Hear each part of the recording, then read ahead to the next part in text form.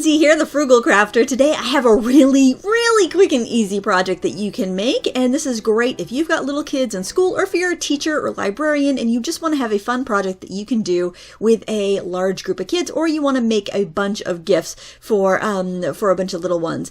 And this is actually using a set from Waffle Flour. I got it last year with a gift card, and as I was thinking about it, I was like, why did I get this? My kids are all too old for classroom Valentines, but I just thought it was so cute and I couldn't resist. And these make really cute tags too, to like peek over gift bags, even for for birthdays and stuff. So you don't have to use it for Valentine's Day, but that's why I got it, completely forgetting that, my kids are too old for that.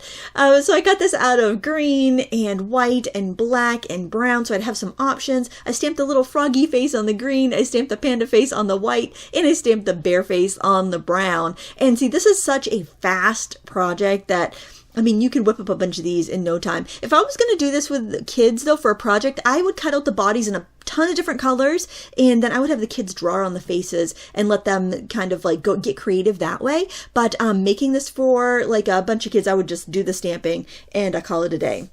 I am going to ink the edges of my die cuts because that is a quick way to add some embellishment and dimension to them, and that's on any sort of paper piercing, any sort of die cuts.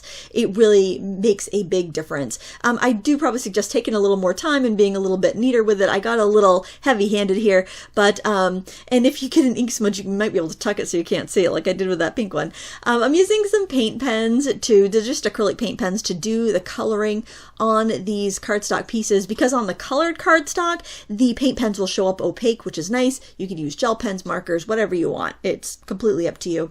And I'm using a white gel pen just to add a little bit of shininess to the froggy, since I figured he'd be kind of slick because he's a frog and their skin is kind of slick. And I also added little highlights in the eyes with that. And then all you got to do is insert the lollipop under their paws, maybe put a little strip of adhesive under there if you want to, and you can finish it up. Before you put the lollipop in, though, I would recommend stamping a to and from on the back, just so you can quickly write those names in when you're ready to gift them. But it's a pretty darn easy project. Now, here's a suggestion for the panda bear. If you cut it out of white and black, then you can trim apart the black section and give him the panda bear stripes, and that looks really cute too. You could also do that with a marker if you wanted to and save some cardstock. It's completely up to you, but the marker will bleed through to the back, so you might not want that look.